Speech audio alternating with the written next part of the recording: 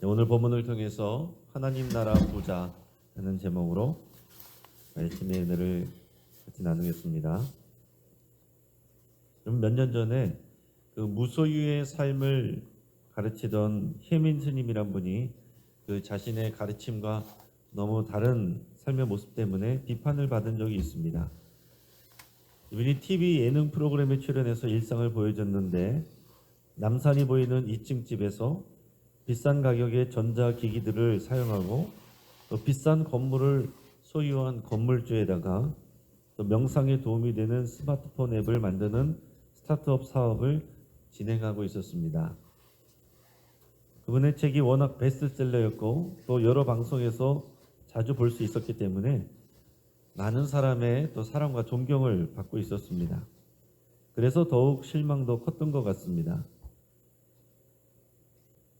그 논란으로 인해서 그분은 모든 방송에서 하차하게 되었고 또 수행에 집중한다고 했었습니다. 근데 여러분 생각해보면 그 혜민 스님이 인기를 얻게 된 것도 결국 그의 소유로 인해서 시작된 것이 아니겠습니까? 그분이 하버드 대학교에서 석사학위를 받고 프리스턴 대학교에서 박사학위를 받았습니다. 햄프셔 대학교에서 7년간 교수로 재직하다가 국내로 들어왔습니다. 젊은 나이에 화려한 학벌에 수려한 외모와 감동을 주는 언변에 정말 사람들은 그분의 무소유적인 삶을 사랑한 것인가 아니면 그의 소유를 사랑한 것인가 우리가 생각해 볼 대목입니다. 불교에서는 무소유를 강조를 합니다.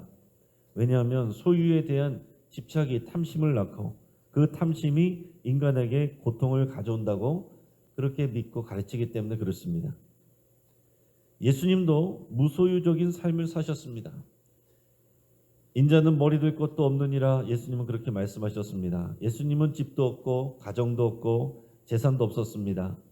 또 예수님을 따르려고 하는 부자 청년에게는 재물을 다 팔아 가난한 자들에게 나눠주고 나를 따르라 이렇게 말씀하셨습니다. 그러나 예수님은 사람들에게 무소유적인 삶에 대해서 강조하지는 않으셨습니다. 예수님을 따르는 제자들 중에는 부자들도 있었습니다. 언뜻 보면 불교의 무소유적인 삶에 대한 가르침이 예수님의 가르침과 비슷해 보이기도 하고 또 복을 강조하는 교회보다 더 경건해 보이기도 합니다. 하지만 무소유적인 삶보다 더 중요한 것이 있다는 것을 예수님께서 가르쳐 주십니다. 예수님은 한 부자 비유를 말씀하시는데 오늘 본문의 16절에서 19절까지 말씀을 우리 같이 읽겠습니다. 또 비유로 그들에게 말하여 이르시되 한 부자가 그 밭에 소출이 풍성하매 심중에 생각하여 이르되 내가 곡식 쌓아둘 것이 없으니 어찌할까 하고 또 이르되 내가 이렇게 하리라 내 곡간을 헐고 더 크게 짓고 내 모든 곡식과 물건을 거기 쌓아두리라. 네. 자, 어떤 동네에 한 부자가 살고 있습니다. 이 부자는 하는 일이 다 잘 됩니다. 밭에 곡물을 심었는데 그 소출이 풍성합니다. 농부에게 밭에 소출이 풍성한 것보다 더 기쁜 일이 어디 있겠어요? 하는 일이 다 잘 되는 것입니다. 그 부자가 속으로 생각했습니다. 소출이 이렇게 많은데 곡식 쌓아둘 곳이 없으니 이제 어떡하나?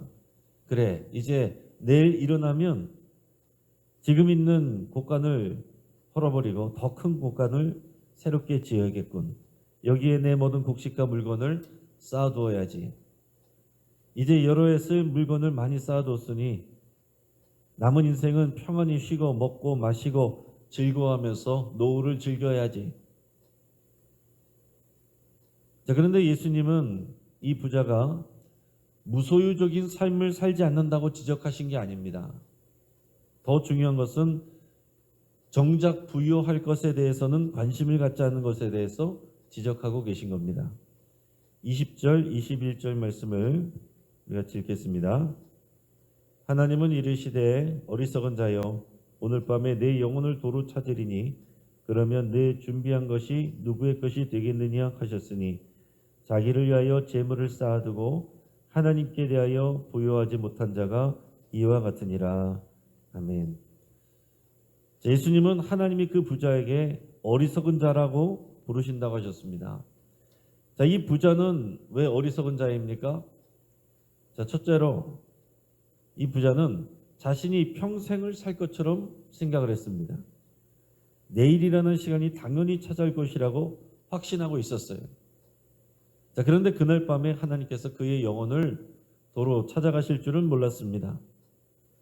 생명은요, 하나님의 소관이지 사람의 소관이 아닙니다. 우리는 부모가 나서 이 세상에 태어났지 스스로 결정해서 태어난 사람이 없습니다. 사실 부모도 작정은 하여도 그 생명을 주신 것은 하나님이시지 그 부모가 또 생명을 주는 것도 아닙니다. 우리 생명은 우리 것처럼 보이지만 사실은 하나님의 것입니다.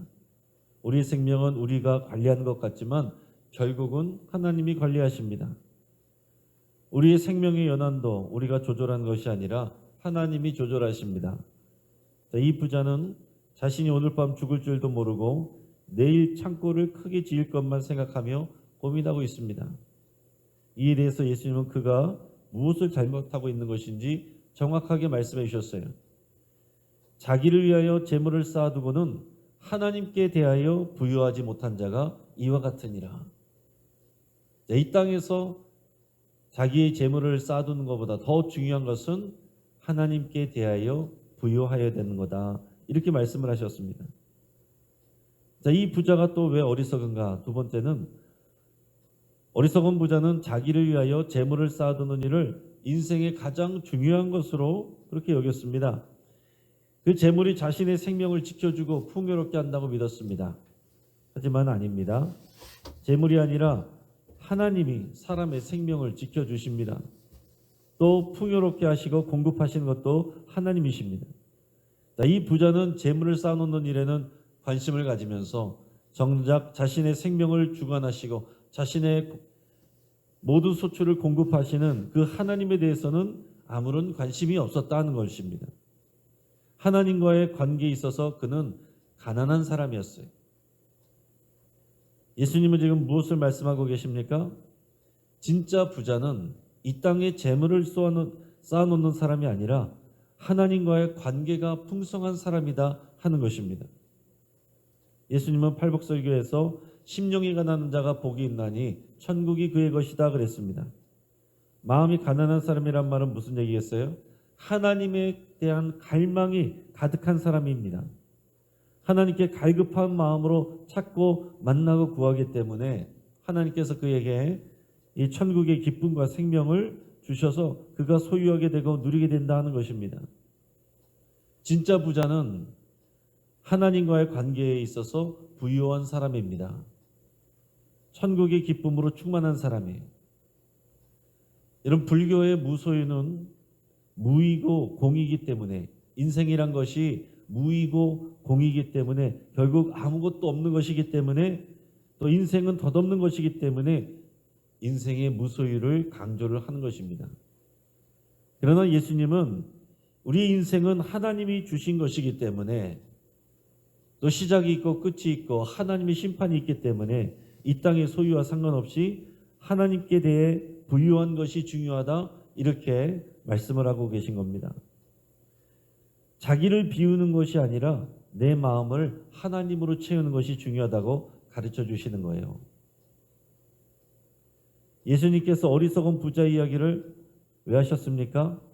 우리 13절에서 15절까지 말씀을 우리가 읽겠습니다. 무리 중에 한 사람이 이르되 선생님 내 형을 명하여 유산을 나와 나누게 하소서 하니 이르시되 이 사람아 누가 나를 너희의 재판장이나 물건 나누는 자로 세웠느냐 하시고 그들에게 이르시되 삼가 모든 탐심을 물리치라 사람의 생명이 그 소유에 넉넉한 데 있지 아니하니라 하시고 아멘. 예수님께서는 지금 예루살렘을 향해서 십자가에 달려 죽기 위해서 올라가고 계십니다. 여행하고 계신데 근데 예수님을 쫓아다니는 무리 중에 한 사람이 예수님께 나와서 부탁을 하는데 자신의 형이 아버지의 유산을 자신과 나누게 해달라고 얘기를 해달라는 겁니다. 아마도 그의 형이 유산을 혼자서 차지하려고 했던 것 같습니다. 그랬더니 예수님께서 말씀하시기를 이 사람아 누가 나를 너희의 재판장이나 물건 나누는 자로 세웠느냐 이렇게 반문하십니다. 예수님은 이 땅에 사람들에게 생명을 나눠주러 오셨지 사람들의 소유나 재테크를 가르치러 오신 것이 아니다고 말씀하시는 겁니다. 예수님은 그 사람의 마음의 문제를 지금 지적하고 계세요. 삼가 모든 탐심을 물리치라 사람의 생명이 그 소유에 넉넉한 데 있지 아니하니라.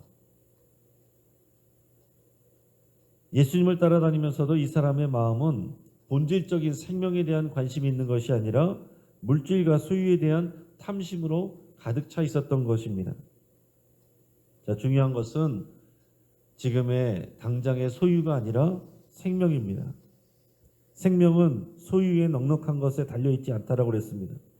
그렇다라고 지금 예수님께서 무소유를 살라고 무소유적인 삶을 살라고 말씀하시는 것도 아닙니다.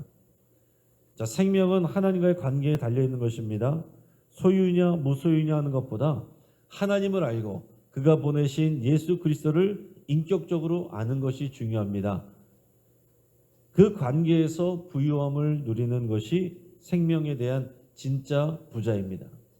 그럴 때에 하나님께서 주시는 재물이 의미가 있다는 거예요.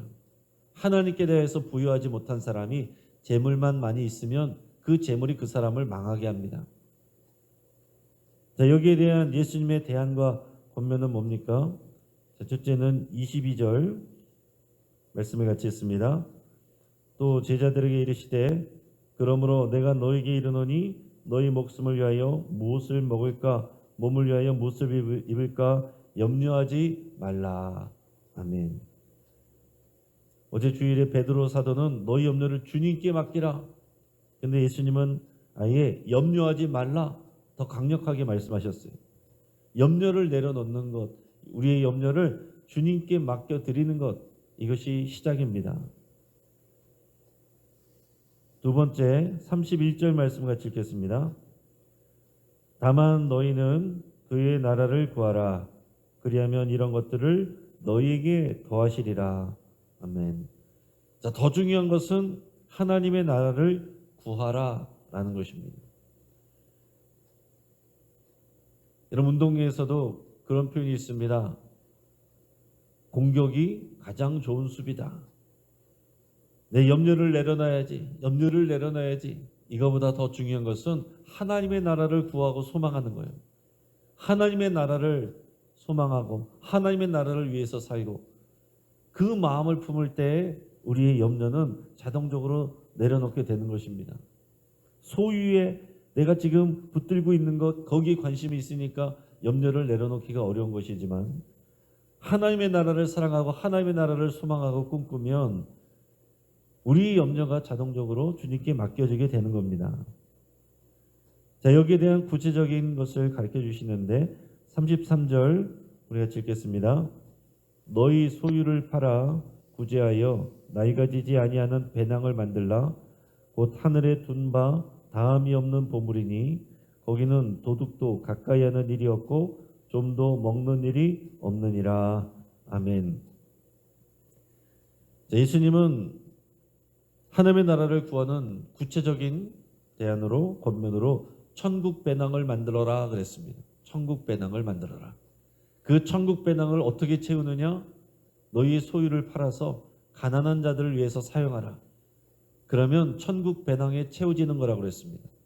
여러분, 이 땅에 있는 우리의 물질들은 하나도 가져갈 수가 없습니다. 이 땅에 있는 물질들은 있다가 사라집니다.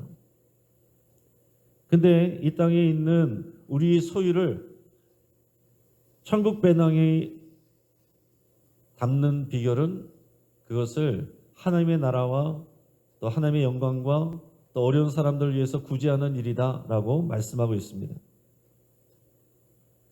이 땅에서 하나님 나라 위해서 또 어려운 사람들을 위해서 사용하는 것이 천국에서의 우리의 소유로 바꾸는 거다 하는 것입니다.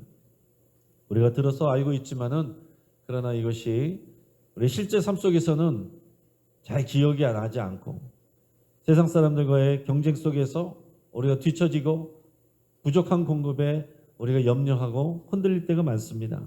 그러면서도 또 스님들의 무소유적인 삶을 보면 대단해 보이고 존경스러워 보이고 그러기도 합니다. 그러나 오늘 정답은 예수님께 있습니다. 염려를 내려놓으시고 하나님의 나라를 구하시고 구제를 통해서 천국 배낭을 가득하게 채우시기를 주의 이름으로 축복합니다. 같이 한번 기도하겠습니다. 오늘 말씀을 붙잡고 함께 기도할 때에 우리의 모든 탐심을 십자가에 못 박기로 결단할 수 있길 바랍니다. 우리가 지금 사순절을 지나고 있습니다. 십자가를 향해서 나아가시는 예수님 앞에 탐심을 가지고 나왔던 이 사람, 그 사람의 모습이 우리의 모습이 아닌지를 돌아보며 오늘 예수님 앞에서 탐심을 십자가에 못 박겠다고 여러분 그렇게 결단하고 기도하시기 바랍니다. 또한 우리의 생명이 하나님의 손에 있음을 고백하고 겸손하기로 그렇게 여러분 기도할 수 있기 바랍니다. 또 재물을 이 땅에 쌓아놓는 삶보다 하나님께 대하여 진짜 부자가 되기를 천국 배낭을 가득하게 만드는 또 우리 삶이 되기를 소망하며 기도할 수 있기 바랍니다.